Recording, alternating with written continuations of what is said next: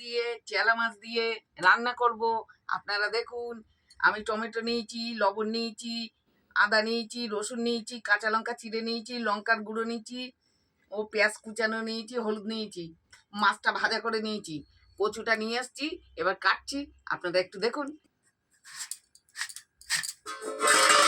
এটা আবার কালকে কাঁচা বাটা খাবো, তখন দেখাবো।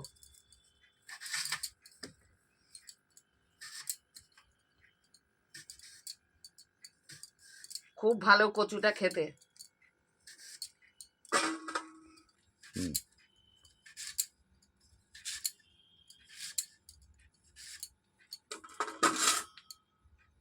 পিস দেখেছেন?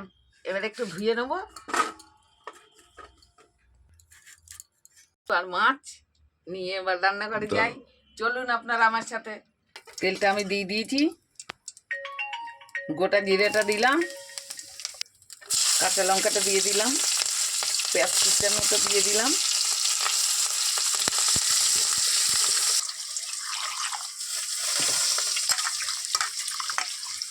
দিয়ে দিলাম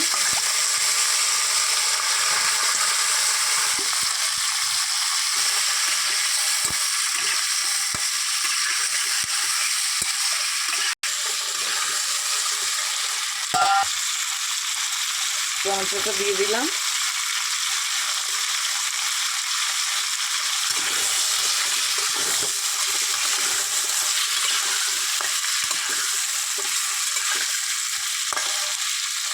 মশলাটা দিয়ে দিলাম। মশলা বলতে জিরে গুঁড়ো দিইনি, ধনিয়া গুঁড়ো দিইনি। এবারে এটা ধুয়ে আমি একটু জল দিলাম, প্লেটটা ধুয়ে।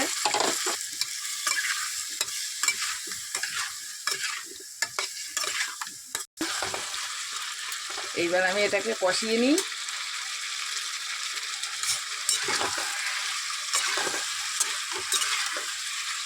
ওই জিরের গুঁড়ো আর ধনিয়ার গুঁড়ো বাকি আছে, এবার একটু নাড়া দিয়ে নিই। আজকে চেলা মাথার কচু খেয়ে দেখি কেমন লাগে।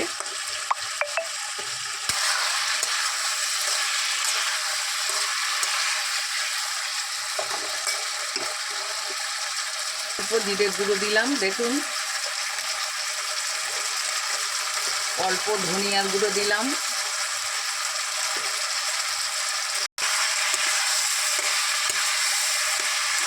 টমেটোটা মিক্সচারে করে দিইনি, কেন?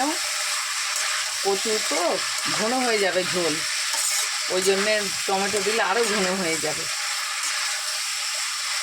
টমেটো মিক্সচারে করে দিলে ওই জন্য কেটে কেটে দিয়েছি ছোটো ছোটো পিস পিস করে। দেখুন আমার কষানোটা হয়ে আসছে, এবার জল দেওয়ার সময় হয়ে আসছে।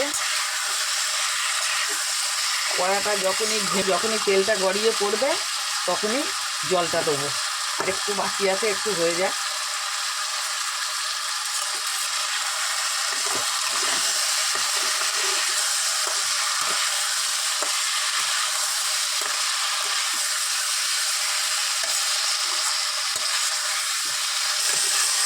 দেখুন কড়ার থেকে তেলটা ঘেমে আসছে গড়িয়ে।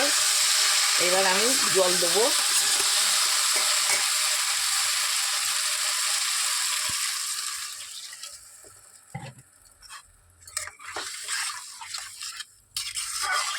কচুটা আমি সিদ্ধ করলাম না, খুব ভালো কচু। পাঠিয়ে দিয়েছে কচুটা খাবো বলে, ওই জন্যে গলা চুলকবে না।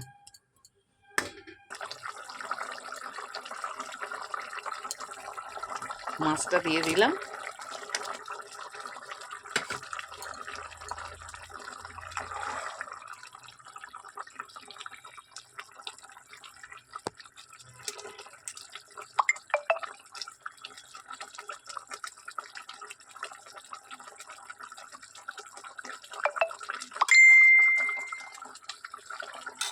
মাছটা তুলে নিলাম, নাহলে ভেঙে যাবে সব এক জায়গায় চাপ হয়ে।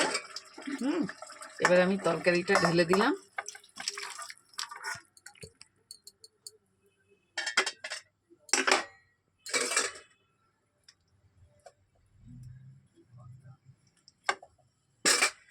ছড়িয়ে দেবো